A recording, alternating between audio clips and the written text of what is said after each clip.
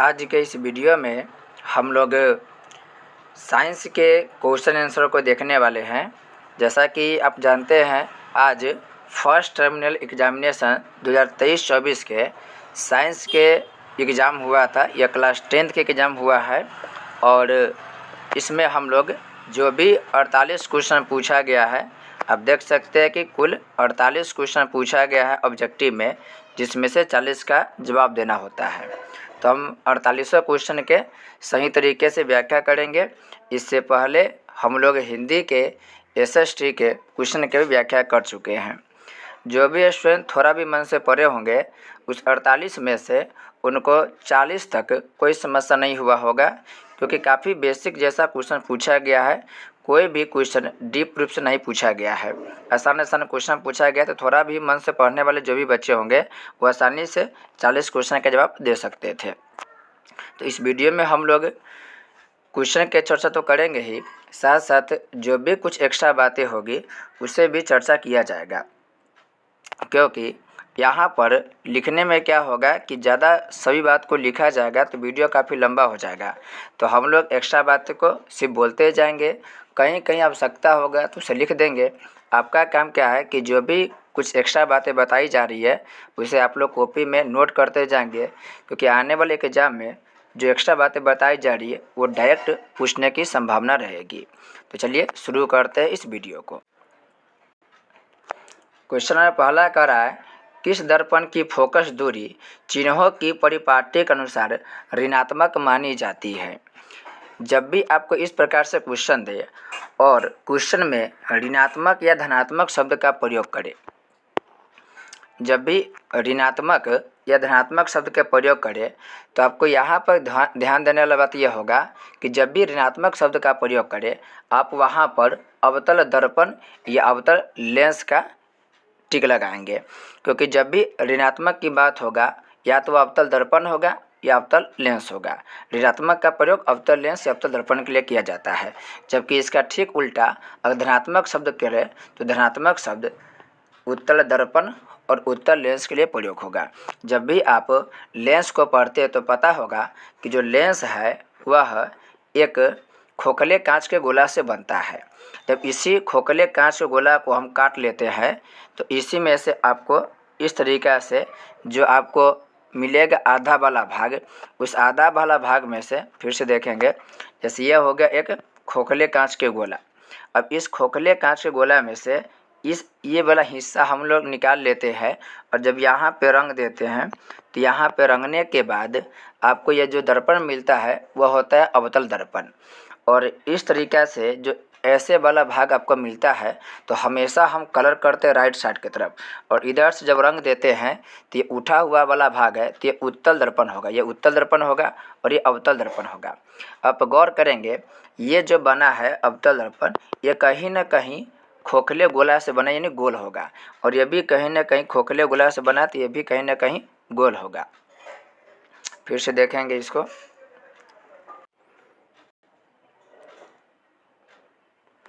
तो यहाँ पर आप जब यह अवतल दर्पण है तो अवतल दर्पण को आप ऐसे अगर मिलाएंगे तो ये गोलाकार रूप से बना हुआ है, और ये हो गया इसका सेंटर। देखिए वक्रता केंद्र हो गया। जब भी हम लोग अवतल दर्पण बनाते हैं तो ये अवतल दर्पण हो गया, और अवतल दर्पण के यहाँ वाला जो हिस्सा होता है यह होता है मुख अक्ष, ये होता है मुख अक्ष। और आप जब पढ़े होंगे नियामक ज्यामिति तो आप पढ़ते हो कि इधर का जो हिस्सा होता है वो नेगेटिव का होता है और इधर का जो हिस्सा होता है पॉजिटिव के। तो देखिए अवतल दर्पण के इधर वाला हिस्सा, यानी जहाँ से प्रकाश आएगी, तो प्रकाश जहाँ से आएगी वह निगेटिव में मापा जाता है। लेकिन जब यह आगे की तरफ जाएगा, हालांकि आगे की तरफ यह प्रकाश की किरण नहीं जा पाती है, लेकिन कभी कभी हमको कल्पना के रूप में मानना पड़ता है कि प्रकाश की किरण इधर जा रही है, तो इधर के हिस्सा को हम लोग बोलते हैं पॉजिटिव। इधर पॉजिटिव होता है, इधर नेगेटिव होता है। ये आप विशेष करके मैथ में पढ़ते होंगे। तो आप बस इतना समझिए कि जब भी इस प्रकार से क्वेश्चन पूछे, आपको करना क्या पड़ता है, ये इस तरीक़ा से एक डायग्राम बन जाता है, जिसमें इधर वाला हिस्सा नेगेटिव और इधर वाला हिस्सा क्या होगा, पॉजिटिव के दर्शाएगा। तो आप देखेंगे अवतल दर्पण में इधर से प्रकाश की किरण आता है तो ये नेगेटिव होगा, और इधर के तरफ इधर के तरफ जो भी हिस्सा होगा वो होगा पॉजिटिव। तो ऋणात्मक शब्द का प्रयोग किसके लिए होगा? अवतल दर्पण में। और धनात्मक शब्द का प्रयोग किसके लिए होगा? उत्तल दर्पण में। उत्तल लेंस में भी धनात्मक शब्द का प्रयोग होगा और उत्तल लेंस और उत्तल दर्पण में धनात्मक शब्द का प्रयोग और अवतल दर्पण अवतल लेंस में ऋणात्मक शब्द का प्रयोग होगा। आपको बस इतना ध्यान रखना है कि जब भी कभी ऋणात्मक दूरी की बात करें तो अवतल दर्पण या अवतल लेंस होगा, धनात्मक शब्द का प्रयोग करें तो उत्तल दर्पण और उत्तल लेंस होगा। नेक्स्ट क्वेश्चन है करें कि प्रकाश के अपवर्तन के कितने नियम है? इसका राइट आंसर हो जाएगा 2। प्रकाश के अपवर्तन के भी 2 नियम है और प्रकाश के परावर्तन के भी 2 नियम है। ध्यान रखेंगे, अपवर्तन और परावर्तन दोनों के 2-2 नियम है। नेक्स्ट है लेंस की क्षमता का एसआई मात्रक क्या है? लेंस की क्षमता के एसआई मात्रक है डायोप्टर। लेंस की क्षमता का एसआई मात्रक डायोप्टर है। कभी कभी आपको ऑप्शन में डायोप्टर नहीं मिलेगा तो वहाँ पर आपको देगा मीटर यूनिवर्स से, तो आप ये भी टिक लगा सकते हैं अगर डायोप्टर ऑप्शन में न दे तो। नेक्स्ट क्वेश्चन कर रहा है किसी माध्यम के अपवर्तनांक का मान क्या होता है? तो माध्यम के अपवर्तनांक का मान होगा sin I बटा sin R और sin I बटा sin R को स्नेल का नियम कहते हैं। स्नेल का नियम कहते हैं क्योंकि इसको देने वाला जो वैज्ञानिक था वो स्नेल था, इसलिए इसे स्नेल का नियम कहते हैं। नेक्स्ट क्वेश्चन कर रहा है पानी से भरी बाल्टी की गहराई कम मालूम पड़ने का कारण क्या है? पानी से भरे हुई जो बाल्टी है उसकी गहराई कम मालूम पड़ता है, यह होता है प्रकाश के अपवर्तन की वजह से। इसका राइट आंसर हो जाएगा प्रकाश का अपवर्तन। तारों का टिमटिमाना प्रकाश के अपवर्तन की वजह से होता है। यदि कोई कांच के बर्तन में हम कोई वस्तु रखते हैं तो वह अपने सतह से कुछ ऊपर उठा हुआ दिखाई देता है, यह भी प्रकाश के अपवर्तन की वजह से होता है। जब हम पानी में छड़ी, कलम या पेंसिल कुछ डालते हैं तो वह मुड़ा हुआ दिखाई देता है, यही प्रकाश के अपवर्तन की वजह से होता है। जैसे देखते होंगे कि कहीं हम एक बर्तन में पानी रख दिए, इसमें पानी रख दिए और यहाँ पे हम रखे छड़ी, तो ये छड़ी क्या होगा? थोड़ा सा मुड़ा हुआ दिखाई देगा, ये प्रकाश के अपवर्तन की वजह से होता है। तारों का टिमटिमाना भी किससे होता है? प्रकाश के अपवर्तन की वजह से होता है। कभी कभी क्या होता है कि हम यह बर्तन रखे हैं और मछली, फिर से आप देखेंगे इसको थोड़ा सा बढ़िया से बता रहे हैं। जैसे यहाँ पर हम कोई बर्तन रखे हुए हैं और यहाँ पर कोई मछली है, लेकिन वास्तव में वो मछली नीचे होता है और प्रकाश के अपवर्तन की वजह से हमें मछली पानी के सतह के ऊपर उठा हुआ दिखाई देता है। ये सभी प्रकाश के अपवर्तन की वजह से होता है। नेक्स्ट क्वेश्चन है निम्नलिखित में किस लेंस को अभिसारी लेंस कहते हैं? यहाँ पे सुनकर बहुत कन्फ्यूजन होता है कि अभिसारी लेंस किसे कहते हैं, अपसारी लेंस किसे कहते हैं, या अभिसारी दर्पण किसे कहते हैं, या अभिसारी लेंस किसे कहते हैं। सही से आप देखेंगे कन्फ्यूजन जो भी है 2 मिनट में आप लोगों का पूरा क्लियर हो जाएगा। जब भी बात होगा अपसारी अभिसारी, देखिए एक होता है अभिसारी लेंस, एक होगा अभिसारी दर्पण, और इसी में होता है एक अपसारी लेंस और अपसारी दर्पण। तो एक है अभिसारी और एक है अपसारी, दोनों को सही से समझेंगे आप लोग। जैसा कि आप लोग दर्पण पढ़े होते हैं तो दर्पण में एक हो गया ये अवतल दर्पण, ये अवतल दर्पण हो गया, और ये हो गया उत्तल दर्पण।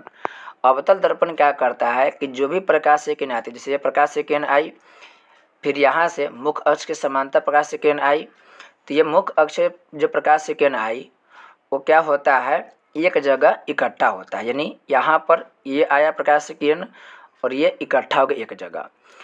तो क्या हो रहा है कि बहुत सारा प्रकाश से किरण आ रहा है, लेकिन वह एक जगह एक बिंदु स्रोत पर क्या होगा? इकट्ठा होगा। उत्तल दर्पण के साथ उल्टा होता है। उत्तल दर्पण के साथ क्या होता है कि प्रकाश से किरण आएगा तो टकरा के क्या होगा? इधर चला जाएगा, ये आएगा तो सीधे चला जाएगा, ये वाला किरण आया तो टकरा के इधर आ गया। मतलब अवतल दर्पण में क्या कर रहा है? प्रकाश के किरण को एक जगह पर कन्वर्ट कर रहा है, इसलिए इसे कन्वर्जिंग दर्पण, कन्वर्जिंग मिरर भी कहते हैं। और ये क्या कर रहा है? ये चारों तरफ फैला दे रहा है, इसलिए इसे डाइवर्जिंग मिरर कहते हैं। अब इसमें अपसारी अभिसारी को हिंदी में दे देता है। तो अभिसारी के मतलब हो गया प्रकाश के किरण को एक बिंदु स्रोत तक इकट्ठा करना है, यानी एक बिंदु स्रोत तक आ गया तो यह हो गया अभिसारी। और जब प्रकाश के किरण को फैला दिया जाता है, देखिए ये इधर चला गया, ये सीधे निकल गया, ये इधर चला गया, तो ये हो जाएगा आपको, ये हो जाएगा अपसारी, ये होगा अपसारी। और ये दोनों में काम करता है, लेंस में भी दर्पण में भी, दोनों में काम करता है। इसमें क्या कर रहा है, प्रकाश के किरण को इकट्ठा कर रहा है एक जगह पर, इसमें क्या कर रहा है, फैला रहा है। अब दर्पण के साथ हो गया, मिरर के लेंस के साथ भी ऐसा ही होता है। ये हो गया आपको उत्तल लेंस। उत्तल लेंस क्या करता है, सीधे डालेंगे तो सीधे चला जाएगा ये प्रकाश से किरण, जब इसके ऊपर से डालेंगे तो ये आके यहाँ पे इकट्ठा हो जा रहा है, यहाँ से डालेंगे तो इसमें इकट्ठा हो जा रहा है, यहाँ से डालेंगे तो ये फिर इसमें इकट्ठा होगा, फिर यहाँ से डालेंगे तो इकट्ठा हो रहा है। मतलब एक बिंदु स्रोत पर प्रकाश के किरण को इकट्ठा कर रहा है। इसके ठीक विपरीत अवतल लेंस में होगा।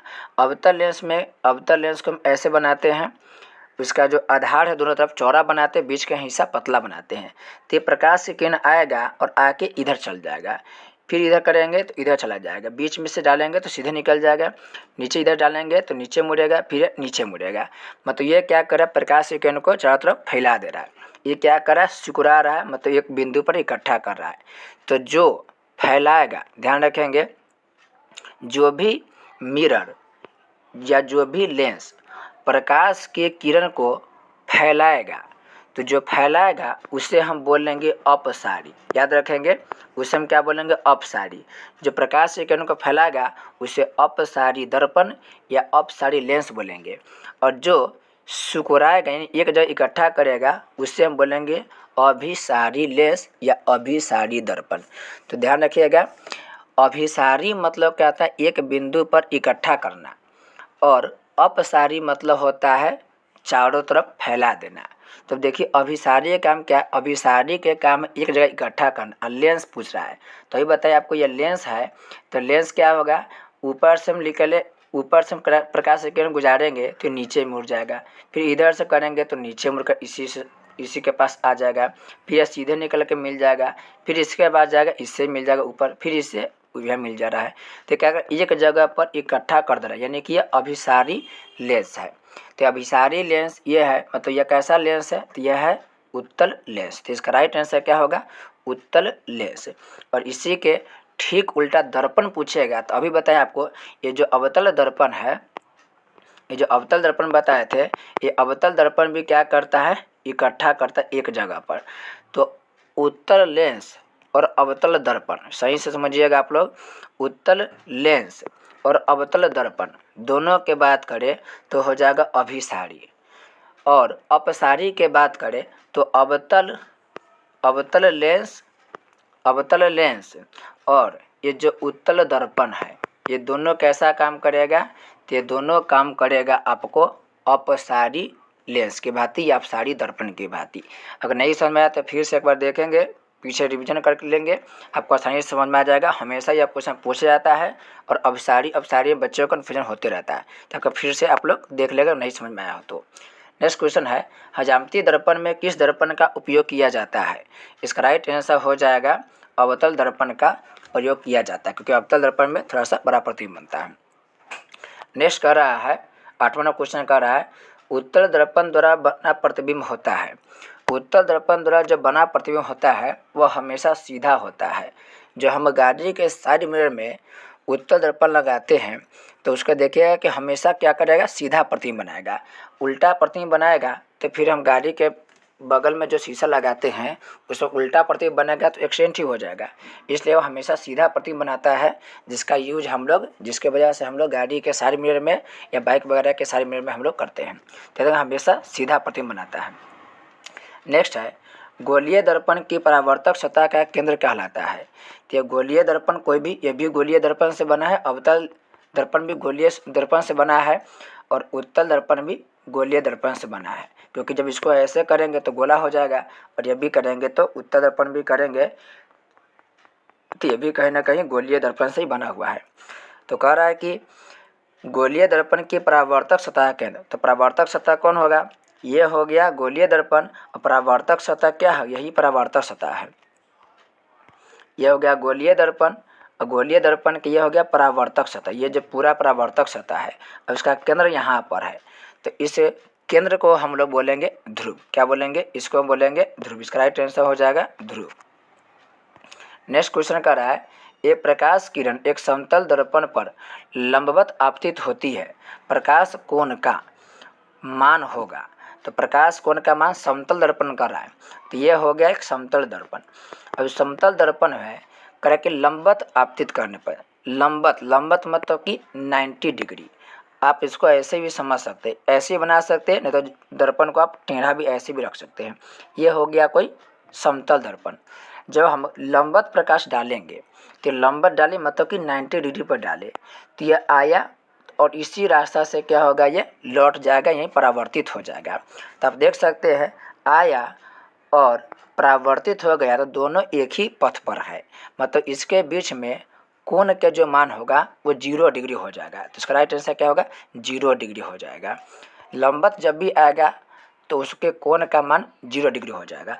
यदि ये समतल दर्पण है और इधर से हम डालें 10 डिग्री इसके, तो यहाँ पर बनेगा 10 डिग्री कोण, यानी यहाँ पर 10 डिग्री कोण बन रहा है, तो यहाँ भी 10 डिग्री कोण बनेगा। ये समतल दर्पण है और यहाँ पर आपतित किरण आया, ये लंब है, यहाँ पर आवर्तित किरण, और इसके बीच बना 20 डिग्री का कोण, तो इसके बीच ही बनेगा 20 डिग्री का कोण।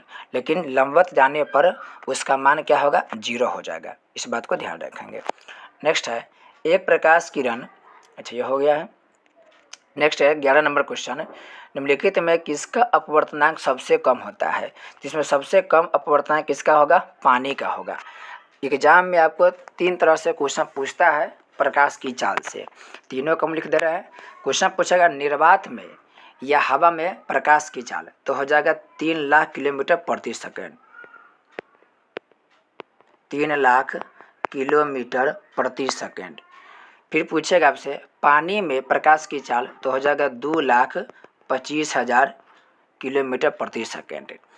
फिर पूछेगा आपसे कांच में प्रकाश की चाल, तो कांच में हो जाएगा 2 लाख किलोमीटर प्रति सेकेंड। तीनों से क्वेश्चन पूछा जाता है, याद रखेंगे। निर्वात में पूछे तो 3 लाख किलोमीटर प्रति सेकेंड, पानी में पूछे तो 2,25,000 किलोमीटर प्रति सेकेंड, और कांच में पूछे तो 2 लाख किलोमीटर प्रति सेकेंड। एक बात और ध्यान रखिएगा, जो भी माध्यम ज़्यादा सघन होगा उसमें प्रकाश की चाल उतना ही क्या होगा? कम होगा। माध्यम जितना सघन होगा प्रकाश का अपवर्तनांक उतना ही बढ़ते जाएगा, क्योंकि अपवर्तनांक के बारे में पढ़ते होंगे। अपवर्तनांक मतलब क्या होता है? अपवर्तनांक की परिभाषा होता है निर्वात में प्रकाश की चाल। ये भी आप होगा तो लिख लीजिएगा, निर्वात में प्रकाश की चाल, निर्वात में प्रकाश की चाल बटा, निर्वात में प्रकाश की चाल बटा माध्यम में, कोई भी माध्यम में, उस माध्यम में प्रकाश की चाल, माध्यम में प्रकाश की चाल आप लोग लिख लेंगे। अपवर्तनांक मतलब क्या होगा? निर्वात में प्रकाश की चाल बटा माध्यम में प्रकाश की चाल। किसी भी माध्यम दे उस माध्यम प्रकाश की चाल से और दोनों को भाग देते, भाग दे करके हम लोग अपवर्तनांक निकाल लेते हैं। नेक्स्ट क्वेश्चन कर रहा है 12 नंबर क्वेश्चन कर रहा है, निम्नलिखित में कौन सा पदार्थ लेंस बनाने में प्रयुक्त नहीं किया जाता है? तो इसमें जल के भी करते हैं, कांच, प्लास्टिक, लेकिन मिट्टी का नहीं करते हैं। अब बच्चा का कन्फ्यूजन होता है कि प्लास्टिक का प्रयोग कैसे करते हैं। देखिए कुछ ऐसे प्लास्टिक होता है जिसका प्रयोग हम लोग लेंस बनाने में करते हैं। अब देखे होंगे कोई आप लोग जो ये प्लास्टिक होता होगा पारदर्शी रूप में, तो पारदर्शी रूप के जो प्लास्टिक होता है उसका प्रयोग हम लोग लेंस के रूप में कर लेते हैं, लेकिन मिट्टी का प्रयोग नहीं कर पाते हैं। तो इसका राइट आंसर हो जाएगा मिट्टी का प्रयोग लेंस में बनाने में नहीं होता है। नेक्स्ट है किसी बिंब का वास्तविक तथा समान आकार का प्रतिबिंब प्राप्त करने के लिए बिंब को उत्तल लेंस के सामने कहाँ रखें? यहाँ पर समान आकार का प्रतिबिंब प्राप्त करना है, तो समान आकार का प्रतिबिंब कब प्राप्त करेंगे? जब वह वक्रता केंद्र पर रखेंगे तो वक्रता केंद्र पर रखेंगे तो अपने आप उसका प्रतिबिंब वास्तविक बनेगा और उसका बराबर बनेगा। तो यहाँ पे वक्रता केंद्र नहीं दिया क्योंकि लेंस की बात है, तो इसको हम रखेंगे फोकस दूरी की दोगुनी दूरी पर, क्योंकि फोकस दूरी की दोगुनी दूरी का मतलब हो गया वक्रता केंद्र। नेक्स्ट है किसी गोलीय दर्पण तथा किसी पतले गोलीय लेंस दोनों की फोकस दूरियाँ -15 सेंटीमीटर है। दर्पण तथा लेंस संभवतः है, यहाँ पर आपको बस गौर करना, यहाँ पर माइनस में -15 सेंटीमीटर है। हम बताया था जब भी माइनस का यूज हो तो या तो वह अवतल दर्पण होगा या अवतल लेंस होगा। तो इसका राइट आंसर होगा दर्पण तथा लेंस कौन होगा, दोनों अवतल होगा, अवतल लेंस होगा और अवतल दर्पण होगा। नेक्स्ट कर रहा है कहाँ पर स्थित होने से वस्तु का प्रतिबिंब अवतल दर्पण की फोकस बनेगा। तो फोकस पर कब बनेगा, जब हम लोग वस्तु को रखेंगे अनंत पर तो प्रतिबिंब कहाँ बनेगा, फोकस पर बनेगा। फोकस पर रखेंगे तो अनंत पर बनेगा, अनंत पर रखेंगे तो फोकस बनेगा। वक्रता केंद्र पर रखेंगे तो वक्रता केंद्र यानी कि सी पर ही बनेगा। याद रखेंगे, जब हम फोकस पर वस्तु रखेंगे तो फोकस पर रखेंगे तो वस्तु का प्रतिबिंब अनंत पर बनेगा, और जब अनंत पर रखेंगे तो वस्तु का प्रतिबिंब फोकस पर बनेगा। वक्रता केंद्र पर रखेंगे तो वक्रता केंद्र पर रखने पर वस्तु का प्रतिबिंब वक्रता केंद्र पर ही बनेगा। अनंत पर जब वस्तु रखेंगे तो वस्तु तो बनेगा फोकस पर, लेकिन बहुत ही ज़्यादा छोटा बनेगा। और फोकस पर जब वस्तु रखेंगे तो प्रतिबिंब बनेगा अनंत पर और बहुत बड़ा बनेगा। वक्रता केंद्र पर वस्तु रखेंगे तो वक्रता केंद्र पर प्रतिबिंब बनेगा और वह प्रतिबिंब वस्तु के आकार के बराबर बनेगा। ये बात ध्यान रखना है। 16 नंबर क्वेश्चन कह रहा है एक गोलीय दर्पण द्वारा बने प्रतिबिंब का आवर्धन एम ऋणात्मक है। इसका अर्थ यह है कि प्रतिबिंब, देखिए यहाँ पे आवर्धन कर रहा है कि क्या है, ऋणात्मक है। अब जैसे ऋणात्मक शब्द का यूज होगा तो वह क्या होगा, उत्तल दर्पण या उत्तल लेंस। अब बात करेंगे हम उत्तल, गोलीय दर्पण का रहा है तो गोलीय दर्पण में ऋणात्मक है, मतलब यह होगा उत्तल दर्पण। अब उत्तल दर्पण कैसा प्रतिबिंब बनाता है, तो उत्तल जो दर्पण है वह वस्तु से कर रहा है कि देखिए यहाँ पे एक बात और गौर कीजिएगा, कर कि एक गोलीय दर्पण द्वारा बने प्रतिबिंब का आवर्धन मान ऋणात्मक है कर रहा है। ऋणात्मक जब भी कहे तो वो अवतल हो जाएगा, ऋणात्मक करे मतलब कि वो अवतल दर्पण हो जाएगा। अब अवतल दर्पण कैसा प्रतिबिंब बनाता है, तो देखिए अवतल दर्पण में ना प्रतिबिंब बड़ा भी बनता है, प्रतिबिंब छोटा भी बनता है, और प्रतिबिंब जब काल्पनिक बनता है तो सीधा भी बनता है। तो ये देखिए सब है और उल्टा भी है, लेकिन यहाँ पर आपको ना कोई एक ही आंसर चुनना है। अवतल दर्पण के आवर्धन का मान ऋणात्मक होता है और प्रतिबिंब जब हम अनंत पर रखते हैं तो जब अनंत पर वस्तु रखते हैं तो प्रतिबिंब क्या बनता है, बहुत छोटा बनता है। जब हम एफ पर रखते हैं तो प्रतिबिंब बहुत बड़ा बनता है। तो अलग अलग स्थिति में प्रतिबिंब अलग अलग बनता है, लेकिन अधिकांश में प्रतिबिंब जो बनता है अवतल दर्पण में वह बनता है उल्टा। इसलिए आप इसका राइट आंसर देंगे कि प्रतिबिंब क्या है, उल्टा बनता है। ये सबसे राइट आंसर होगा। क्यों ऐसा होगा, क्योंकि वस्तु से छोटा प्रतिबिंब भी कहाँ रखेंगे वो तो अलग बात है, वस्तु से बड़ा भी बनता है, सीधा भी बनता है, लेकिन ज़्यादातर कहाँ बनता है, उल्टा। ये जो सीधा वाला स्थिति है, ये सीधा वाला स्थिति काल्पनिक रूप में होता है, लेकिन उल्टा हर प्रतिबिंब उल्टा ही बनता है। अपवाद वाला जो है यानी कि काल्पनिक प्रतिबिंब का छोड़ दिया जाए तो सभी प्रतिबिंब उल्टा ही बनता है। इस बात को ध्यान रखें, इसका राइट आंसर हो जाएगा उल्टा। इसका पूरा ट्रिक बनाया गया है, आप YouTube के प्लेलिस्ट में जाएंगे तो अवतल दर्पण से बने गए प्रतिबिंब का ट्रिक, उत्तल लेंस से बने गए प्रतिबिंब का ट्रिक, सभी का ट्रिक बताया गया है। 2 मिनट में आप उसका रिवीजन कर सकते हैं और आपका एक भी क्वेश्चन वहाँ पर वीडियो देखने के बाद नहीं छूटेगा, पूरा डिटेल से उसको बताया गया है। नेक्स्ट है वह अभिक्रिया जिसमें ऊर्जा अवशोषित होता है क्या कहलाता है। ऊर्जा अवशोषित कर यानी कि उसमें शोषी होगा, उसमें क्या होगा, शोषी होगा। देखिए जब भी हम कोई वीडियो बनाते हैं तो वीडियो लंबा होता है, इसके पीछे उद्देश्य यह होता है कि आप एक ही बार में उस पूरे क्वेश्चन को सही से समझ जाए। 10 वीडियो देखने से अच्छा है कि एक लंबा वीडियो देखिए और सभी उस क्वेश्चन के इर्द गिर्द से संबंधित क्वेश्चन को देख ले। तो भले वीडियो लंबा ही हो, लेकिन आप लोग उसे 2 दिन 3 दिन में देखकर या आप 1 दिन में देख करके जो भी उसके अगल बगल के क्वेश्चन है उसको आप देख करके समझ करके याद कर सकते हैं। कभी कभी होता है कि एक चीज़ को हम पढ़ लेते हैं, फिर दूसरा चीज़ पढ़ने के लिए दूसरा वीडियो देखते हैं, फिर तीसरा के लिए तीसरा वीडियो देखते हैं। उससे अच्छा कि एक ही लंबा वीडियो देखिए, उसमें सभी के सभी जवाब आप प्राप्त कर लीजिए। नेक्स्ट है निम्नलिखित में कौन सा पदार्थ सूर्य प्रकाश के प्रभाव से अपघटित हो जाता है। तो यह हो जाएगा AgBr, यानी ये सिल्वर ब्रोमाइड हो जाएगा। ये जब भी सूर्य के प्रकाश पड़ता है तो उसके प्रभाव से क्या होता है, अपघटित होता है। कौन, तो Br अपघटित हो जाएगा और चांदी बच जाएगा। नेक्स्ट क्वेश्चन कह रहा है नींबू में कौन सा अम्ल विद्यमान होता है। तो नींबू में सिट्रिक अम्ल विद्यमान होता है, सिट्रिक अम्ल विद्यमान होता है। लैक्टिक अम्ल पूछेगा तो दही में लैक्टिक अम्ल मिलता है। एसिटिक अम्ल पूछे तो सिरका में एसिटिक अम्ल होता है। फार्मिक अम्ल पूछे तो जो चींटी होता है लाल चींटी, उसमें फार्मिक अम्ल मिलता है। जो भी अम्ल भस्म लवण है उसका भी ट्रिक बनाया गया है, आप प्ले लिस्ट में जा करके उस वीडियो को भी देख सकते हैं। पूरे के पूरे ट्रिक के साथ इसको बताया गया है। नेक्स्ट है समीकरण Fe2O3 प्लस 2Al फिर दिया अतिरिक्त निशान Al2O3 प्लस 2Fe किस प्रकार की अभिक्रिया है। अब अभिक्रिया के वाला क्वेश्चन को आप गहराई से देखिएगा, अच्छा से देखने पर अपने आप इसका जवाब मिल जाता है। आप यहाँ पर देखिए, यहाँ पर 2Al है, फिर से देखेंगे यहाँ पर दिया 2Al और Fe2O3 जुड़ा हुआ है, लेकिन यहाँ पर Al2O3 जुड़ गया, यानी Al से कौन जुड़ गया, O जुड़ गया और Fe अलग हो गया। मतलब इसमें क्या हो रहा है, जो Fe है यानी कि लोहा, Fe यानी कि जो लोहा है उसको क्या कर दिया जा रहा है, उसको कहीं ना कहीं विस्थापित कर दे रहा है, अलग कर देते। इसका राइट आंसर क्या होगा, विस्थापन अभिक्रिया है, क्योंकि देख रहे हैं कि Fe को अलग कर दिया यानी कि विस्थापित कर दिया गया। किसके द्वारा कर दिया गया, तो इस Al के द्वारा F यानी एल्युमिनियम के द्वारा Fe को क्या कर दिया, विस्थापित कर दिया गया। नेक्स्ट है शरीर में भोजन का पचना किस प्रकार की अभिक्रिया है। यह क्वेश्चन हमेशा पूछा जाता है। तो शरीर में भोजन के पचना यह एक प्रकार के ऑक्सीकरण अभिक्रिया, इसका राइट आंसर हो जाएगा ऑक्सीकरण अभिक्रिया है। नेक्स्ट है 2Cu प्लस O2 फिर 2CuO किस प्रकार की अभिक्रिया है। आप यहाँ देखें, यह 2Cu अलग है, O2 अलग है, इसमें क्या हो रहा है कि दोनों जुड़ गया, दोनों क्या हो गया, जुड़ गया। तो यहाँ पर ऑक्सीजन अलग है, यहाँ पे ऑक्सीजन इसके साथ क्या हो गया, जुड़ गया।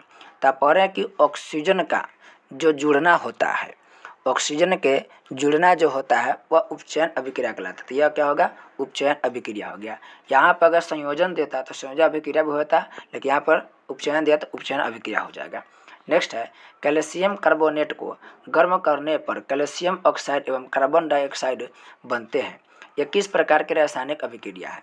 कैल्शियम कार्बोनेट करा है, CO3 करा है, अब इसको गर्म करते हैं, गर्म करने पर क्या होता है, कैल्शियम ऑक्साइड मिलता है और प्लस में मिलता है कार्बन डाइऑक्साइड मिलता है। तो पूछा है किस प्रकार की यह अभिक्रिया है। अब समझेंगे इसमें क्या हो रहा है, कार्बन डाइऑक्साइड अलग हो जा रहा है। तो कार्बन डाइऑक्साइड क्या हो रहा है कि कैल्शियम ऑक्साइड एवं कार्बन डाइऑक्साइड बनते हैं, यानी बन क्या रहा है, कार्बन डाइऑक्साइड बन रहा है, वो अलग हो रहा है। तो एक प्रकार की क्या होगा, अपघटन अभिक्रिया होगा। इसको कार्बन डाइऑक्साइड में क्या कर रहा है जी, अपघटित कर दे रहा है, तो यह अपघटित अभिक्रिया हो जाएगा, यानी अपघटन अभिक्रिया होगा। नेक्स्ट क्वेश्चन की बात करें 24 में कह रहा है निम्नलिखित में कौन एक अम्ल है। तो अम्ल जहाँ आपको H दिखे अधिकांश मामला में वो अम्ल हो जाएगा, OH जब दिखे तो हो जाएगा क्षार, अब कुछ नहीं देखे तो हो जाएगा लवण। अब यहाँ पर देखिए, यहाँ पर H2SO4 है, H वाला है, तो यह होगा अम्ल। ऐसे भी जानते हैं कि H2SO4 का सूत्र होता है सल्फ्यूरिक अम्ल, सल्फ्यूरिक अम्ल, यह होगा सल्फ्यूरिक अम्ल के सूत्र है। तो सल्फ्यूरिक अम्ल है तो साबित हो गया कि यह अम्ल है। अब यह NaOH सोडियम हाइड्रोक्साइड, तो यह भस्म हो जाएगा। NaCl यह हो जाएगा लवण और CuO, Cu यानी कि कॉपर और यह होगा O मतलब ऑक्सीजन यानी कि ऑक्साइड। तो जब भी धातु ऑक्सीजन से जुड़ता है तो हम बताए थे कि धातु के जो ऑक्साइड होता है, धातु का ऑक्साइड वो भास्मिक प्रवृत्ति का होता है, जबकि अधातु का ऑक्साइड अम्लीय प्रवृत्ति का होता है। याद रखेंगे, अधातु के ऑक्साइड अम्लीय प्रवृत्ति का होता है, जबकि धातु का ऑक्साइड जो होता है वो क्षारीय प्रवृत्ति के होता है। तो इसमें से H2SO4 यानी कि सल्फ्यूरिक अम्ल ये लवण हो गया। नेक्स्ट है एक विलयन नीले लिटमस पत्र को लाल कर देता है, तो विलयन क्या होगा, नीला से क्या हो रहा है, लाल हो रहा है। तो आपको ट्रिक बताए थे अनिल, अनिल, अनिल से क्या होगा, अ से जो अम्ल है वो नीला को लाल कर देगा, अम्ल नीला लिटमस पत्र को क्या करता है, लाल कर देता है। तो इसका देख लीजिए, नीला से क्या कर लाल कर दे रहा है, तो अनील, तो इसमें क्या होगा आंसर अम्ल हो जाएगा। अम्ल नीला को लाल करता है। इसका ठीक उल्टा कौन हो जाएगा? क्षार हो जाएगा, वो लाल को क्या कर देगा? नीला कर देगा। नेक्स्ट है उपचयन अपचयन अभिक्रिया में होता है। उपचयन अपचयन प्रक्रिया में क्या होता है? तो उपचयन अपचयन दोनों हो जाएगा, यह दोनों हो जाएगा। नेक्स्ट है संतुलित रासायनिक समीकरण किस सिद्धांत पर आधारित होता है? तो यह होता है द्रव्यमान संरक्षण के सिद्धांत पर। यानी कोई भी आप देखेंगे संतुलित रासायनिक समीकरण, तो उसमें जो भी तत्व है उसके परमाणुओं की संख्या वही रहता है, बदलता नहीं है। अब कोई भी देख लेंगे, जैसे यहाँ पर देखें, अभी आपको हम दिखाए हैं, अब यहाँ पर देखिए ये वाला, ये जो समीकरण है ये संतुलित समीकरण है। अब संतुलित कैसे है? जब भी समीकरण में आपको दोनों तरफ के यानी इधर के और इधर के जो तत्व है उसके परमाणु संख्या बराबर होगा तो संतुलित होगा, और परमाणु संख्या बराबर नहीं होगा तो होगा असंतुलित। तो अब देखिए Fe कितना है? Fe कितना है? 2 है। Fe के परमाणु कितना? 2 है। O के परमाणु कितना है? 3 है। Al के कितना जी? 2 है। Al 2 है। आपको देखने से लग रहा है। अब इसमें देखिएगा आप लोग, इधर ये तीर का निशान बताता है कि अभिक्रिया किधर हो रही है। ये तीर का निशान अभिक्रिया की दिशा को बताता है, या परे होंगे। अब देखिए इसमें भी Al2 है, इसमें भी 2Al है, मतलब एल्युमिनियम इसमें भी 2 है, इसमें भी 2 है। ऑक्सीजन इसमें 3 है, इसमें ऑक्सीजन 3 है। इसमें Fe यानी कि लोहा 2 है, इसमें भी लोहा क्या है? 2 है। तो देखिए इसमें परमाणु दोनों तरफ क्या है? परमाणु की संख्या बराबर है, और ये संतुलित रासायनिक समीकरण है। अब यही बताता है कि दोनों के तरफ के जो द्रव्यमान है उसका क्या है? संरक्षित किया गया है। द्रव्यमान कभी भी किसी स्थिति में खराब नहीं होता है, मतलब कि द्रव्यमान संरक्षित रहता है। ये आप 9th विशेष कर पढ़े होंगे द्रव्यमान संरक्षण के सिद्धांत, कि किसी भी स्थिति में ऊर्जा का न तो ह्रास होता है और न ही ऊर्जा का सृजन होता है। 9th विशेष करके इसको पढ़ना पड़ता था। नेक्स्ट है 28 में, निम्नलिखित धातुओं में कौन कॉपर सल्फेट के विलयन में कॉपर को विस्थापित कर सकती है? कॉपर को विस्थापित, तो देखिए कॉपर को विस्थापित वह नहीं करेगा जो कॉपर से कम अभिक्रियाशील होगा। बाकी कॉपर से जो भी अभिक्रियाशील होगा, कॉपर से ज़्यादा अभिक्रियाशील जो होगा वो कॉपर को विस्थापित कर देगा। तो कैल्शियम कॉपर से ज़्यादा अभिक्रियाशील होता है, इसलिए विस्थापित करेगा। लोहा भी कॉपर से ज़्यादा अभिक्रियाशील होता है, इसलिए ये भी इसको विस्थापित कर देगा। एल्युमिनियम भी इसको विस्थापित कर देगा क्योंकि अभिक्रियाशील कॉपर से ज़्यादा है। लेकिन ये जो सोना जो है ये बहुत ही कम अभिक्रियाशील है, बहुत कम अभिक्रिया करता है, इसलिए ये कभी भी कॉपर को विस्थापित नहीं करेगा। तो इसका राइट आंसर क्या होगा? राइट आंसर होगा ये जो, यानी कि सोना कॉपर से कम अभिक्रियाशील है, इसलिए इसे विस्थापित नहीं करेगा। नेक्स्ट है लौह चूर्ण पर तनु हाइड्रोक्लोरिक अम्ल डालने से क्या होता है? लोहा के चूर्ण है, तो ये बताया हाइड्रोक्लोरिक अम्ल। हाइड्रोक्लोरिक अम्ल का मतलब होता है H2SO4। जब भी हम अम्ल डालेंगे, हाइड्रोक्लोरिक अम्ल डालेंगे, तो हाइड्रोजन गैस और आयरन क्लोराइड क्या क्या बनाएगा? हाइड्रोजन गैस देगा और आयरन क्लोराइड बनाएगा। ये आप अम्ल भस्म लवण में एक प्रैक्टिकल के द्वारा इसको पढ़ते होंगे, वहाँ पर आपको आसानी बड़ा चित्र के माध्यम से डिटेल से समझाया गया है। मुख्य वीडियो देखिएगा तो आपको सारा कुछ इसमें समझ में आ जाएगा। नेक्स्ट है अभिक्रिया CuO प्लस H2, फिर दिया है Cu प्लस H2O में किसका उपचयन हो रहा है? अब यहाँ पर देखिए, यहाँ पर हाइड्रोजन अकेला है और यहाँ पे हाइड्रोजन किसके साथ जुड़ गया? ऑक्सीजन के साथ जुड़ गया। यहाँ पर Cu जुड़ा ऑक्सीजन से, यहाँ पर Cu अकेला हो गया। तो यहाँ पर देखिए कहा कि उपचयन किसका हो रहा है? अब उपचयन किसका हो रहा है? हाइड्रोजन पहले अकेला था, लेकिन हाइड्रोजन अब क्या है? ऑक्सीजन से जुड़ रहा है, तो इसका क्या होगा? हाइड्रोजन क्या होगा? उपचयन हो जाएगा। नेक्स्ट है BaCl2 प्लस Na2SO4, फिर है BaSO4 प्लस 2NaCl किस प्रकार की अभिक्रिया है? अब यहाँ पर देखेंगे आप, तो यहाँ पर Ba जो है Cl के साथ जुड़ा है और Na जुड़ा SO4 के साथ, लेकिन इसमें जो है Ba वो SO4 के साथ जुड़ गया। Ba किसके साथ? SO4 के साथ जुड़ गया, और Na जो है वो Cl के साथ जुड़ गया। यानी ये दोनों का चेंज हो जा रहा है। इस तरीके से ये हो जाएगा द्विविस्थापन अभिक्रिया। मतलब ये इसके साथ देखिए Ba जो है इसके साथ जुड़ गया और Na जो है Cl के साथ जुड़ गया, यानी ये डबल विस्थापन अभिक्रिया है ये। नेक्स्ट है चिप्स की थैली में कौन सी गैस भरी होती है? तो चिप्स की थैली में नाइट्रोजन गैस भरी होती है। वायुमंडल में सबसे अधिक कौन गैस? नाइट्रोजन होती है। परमाणु संख्या इसका 7 होगा। ऑक्सीजन की परमाणु संख्या 8 होगा, आर्गन के 18 होगा, हाइड्रोजन के 1 होगा। नेक्स्ट क्वेश्चन की बात करें तो नेक्स्ट क्वेश्चन कह रहा है कि मानव के हृदय में कितने कोष्ठक होता है? तो मानव के हृदय में 4 कोष्ठक होता है, 2 आलिंद 2 निलय, दायां आलिंद बायां आलिंद दायां निलय बायां निलय। नेक्स्ट क्वेश्चन है मनुष्य के वृक्क में एक तंत्र का भाग है जो संबंधित है। तो वृक्क यानी किडनी किससे संबंधित है? उत्सर्जन से संबंधित है। यही हमारे शरीर में खून के क्या करता है? शुद्ध करता है। यही जितने भी हमारे शरीर में जो भी खतरनाक मटेरियल होता है, जो अवशिष्ट होता है, उसको बाहर करने में सहायता करता है, यानी ये उत्सर्जन अंग है। नेक्स्ट है पायरुवेट के विखंडन से कार्बन डाइऑक्साइड जल तथा ऊर्जा देता है, यह क्रिया होती है। अब यहाँ पर एक शब्द दिया है कि पायरुवेट जब टूटेगा तो कार्बन डाइऑक्साइड जल देगा प्लस ऊर्जा देगा। तो ऊर्जा कहाँ मिलता है? जब यह माइटोकॉन्ड्रिया में टूटेगा तब यह जल, ऊर्जा और कार्बन डाइऑक्साइड सब देगा। पायरुवेट क्या है? तो जब हम ग्लूकोज पढ़ते हैं C6H12O6, इसी के हम तोड़ दें 2 भाग में, C3H6O3, यही हो गया पायरुवेट।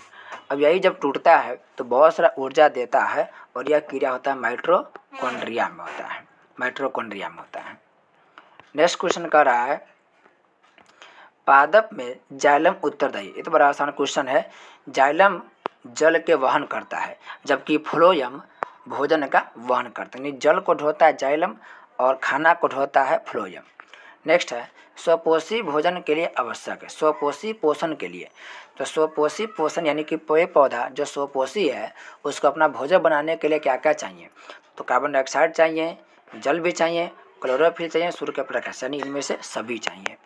सूर्य का प्रकाश सूर्य से मिल जाता है, क्लोरोफिल जो पेड़ के पत्ती होता है उसमें होता है, CO2 कार्बन डाइऑक्साइड वायुमंडल से मिलता है और जमीन से उसको जल मिल जाता है।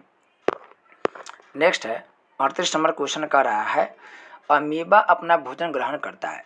तो अमीबा एक कोशिकीय जीव है और यह एक कोशिकीय जीव कूटपाथ द्वारा अपना भोजन ग्रहण करता है। आप पढ़ रहे होंगे अमीबा के बारे में। तो अमीबा की आकृति कोई फिक्स नहीं होता है, इसका आकार बदलते रहता है। जैसे मान लीजिए यह हो गया अमीबा, यहाँ पर केंद्रक हो गया और ये जो हिस्सा है जबकि यहाँ पर कहीं भोजन आता है तो ये वाला हिस्सा बढ़ना शुरू होता है, ये वाला हिस्सा बढ़ना शुरू होगा और धीरे धीरे क्या होगा? जुट जाएगा। यह क्या होगा? जुट जाएगा और जुट के यह भोजन को अपने अंदर ले लेगा और फिर इसको खा करके अच्छा से पचा लेता है और इसका क्या कर लेता है? पोषण कर लेता है। तो ये जो संरचना बना हुआ है इस तरीका से, यही हो गया कूटपाद और इसी कूटपाद के हेल्प से यह अपना भोजन करता है।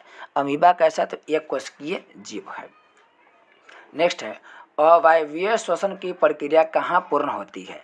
श्वसन 2 प्रकार के होता है, एक होता है अवायवीय और एक होता है वायवीय। अवायवीय का मतलब है वायु की अनुपस्थिति में यानी ऑक्सीजन की अनुपस्थिति में, और वायवीय मतलब होता है ऑक्सीजन की उपस्थिति में। तो अवायवीय यह होगा कोशिका द्रव में, अवायवीय श्वसन होता है कोशिका द्रव में, जबकि वायवीय श्वसन होता है माइटोकॉन्ड्रिया में। अवायवीय श्वसन जब होता है तो ऊर्जा कम बनता है, वायवीय श्वसन जब होता है माइटोकॉन्ड्रिया में तो ऊर्जा बहुत ज़्यादा बनता है। नेक्स्ट है मांसाहारी जंतुओं की छोटी आंत की लंबाई शाकाहारी जंतुओं की तुलना में होती है। तो मांसाहारी जंतुओं की छोटी आंत छोटा होता है शाकाहारी जंतुओं की तुलना में, और शाकाहारी जंतुओं के छोटी आंत की लंबाई बड़ी होती है मांसाहारी जंतुओं की तुलना में। क्यों ऐसा होता है? क्योंकि जो शाकाहारी जंतु है वह खाता है घास फूस, पेड़ की टहनियाँ वगैरह खाता है, और घास फूस पेड़ की टहनियाँ में उसे क्या मिलता है? तो जो भी पेड़ पौधा है उस पेड़ पौधा खाने पर एक होता है सेलुलोज, और सेलुलोज के पाचन बड़ा कठिन होता है। सेलुलोज के पाचन करना कठिन होता है, काफ़ी लंबे समय के बाद इसका पाचन होता है, इसको तोड़ना कठिन होता है। अतः जो शाकाहारी जीव जंतु होता है उसके छोटी आंत की लंबाई बड़ा कर दिया जाता है ताकि सेल्यूलोज का पाचन आसानी से हो सके। नेक्स्ट है, निम्नलिखित में कौन मानव श्वसन तंत्र का भाग नहीं है? तो मानव श्वसन तंत्र के भाग कर रहा है, नासिका छिद्र है, नाक देखते हैं, जैसे आप जो नाक देखते हैं समझने की कोशिश करेंगे, ये मान लीजिए इस तरीका के, तो ये गलत बन रहा है लेकिन समझने की कोशिश कीजिएगा। इस तरीका से देखिएगा नाक के 2 छिद्र होता है और इस तरीका से हमारा नाक होता है, और ये हो गया मतलब कि नासिका छिद्र। तो नासिका छिद्र के तो काम है ही। श्वास नली भी देखते होंगे, तो हम जब सांस नाक के माध्यम से लेते हैं तो आपको इस तरीका के श्वास नली मिलेगा, ये श्वास नली मिलेगा, श्वास इसी से जाता है श्वास नली के माध्यम से। गैस जो है यह मछलियों में होता है, ये मानव में नहीं होता है, ये गैस मछली में होता है। तो यही इसका राइट आंसर हो जाएगा, मानव श्वसन तंत्र का भाग गैस नहीं होता है, जबकि रक्त के माध्यम से ही ऑक्सीजन के आवागमन होता है। पूरे शरीर में रक्त में जो हीमोग्लोबिन होता है, उसी हीमोग्लोबिन के माध्यम से रक्त पूरे शरीर में जाता है और पूरे शरीर में ऑक्सीजन को यही रक्त अपने हीमोग्लोबिन के माध्यम से पहुंचाता है। तो ये भी भाग है, लेकिन गैस मछली में होता है तो यह भाग नहीं होगा। नेक्स्ट है, पादप अवशिष्ट संचित रहते हैं, कहाँ पर रहते हैं? तो पत्तियों में, छाल में, कोशिकीय रिक्तिका में, इनमें से सभी होगा, सब जगह संचित रहता है। क्या क्या रहता है पादप अवशिष्ट? तो पढ़ेंगे रेजिन, टैनिन, गोंद, ये सभी पादप अवशिष्ट, यानी पेड़ पौधे के लिए खराब पदार्थ कौन है? टैनिन, रेजिन, गोंद, ये सभी खराब पदार्थ है, अवशिष्ट पदार्थ है।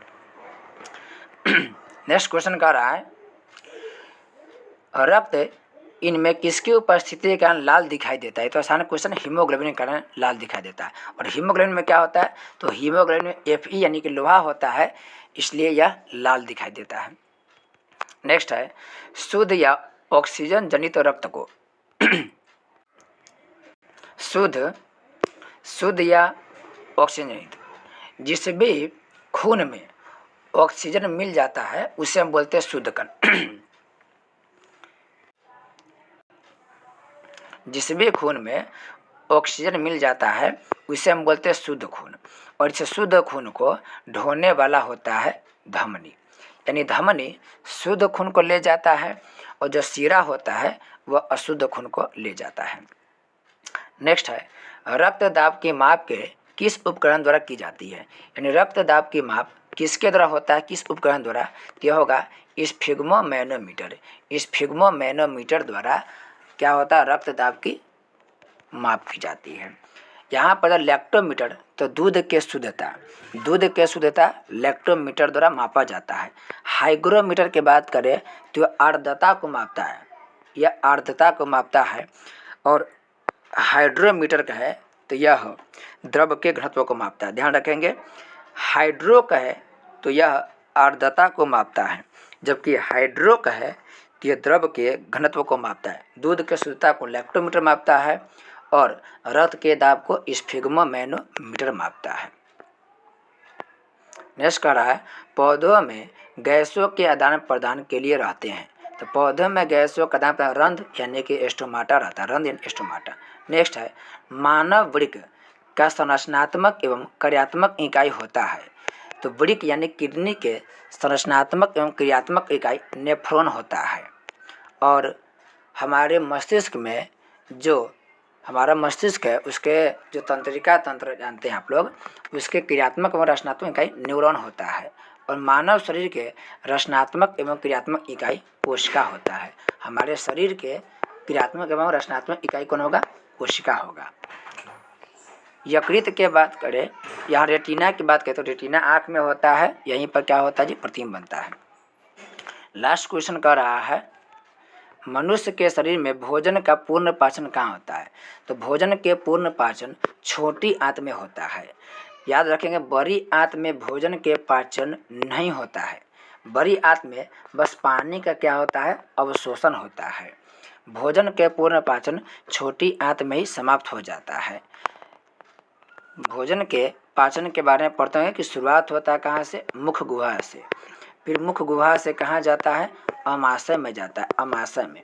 फिर अमाशय से छोटी आंत में, छोटी आंत से बड़ी आंत में, फिर बड़ी आंत से क्या होता है? शरीर के बाहर निकल जाता है, अवशिष्ट पदार्थ है। इस तरीक़ा से हम लोग सभी क्वेश्चन के मतलब विस्तार से क्या कर लिए, व्याख्या कर लिए। इससे पहले हिंदी के और SST क्वेश्चन का भी व्याख्या किए हैं। अगले वीडियो हम लोग मैथ के और जो भी विषय बचा हुआ उसकी व्याख्या करेंगे। तो मिलते हैं एक नए वीडियो के साथ, तब तक के लिए आपका बहुत बहुत धन्यवाद।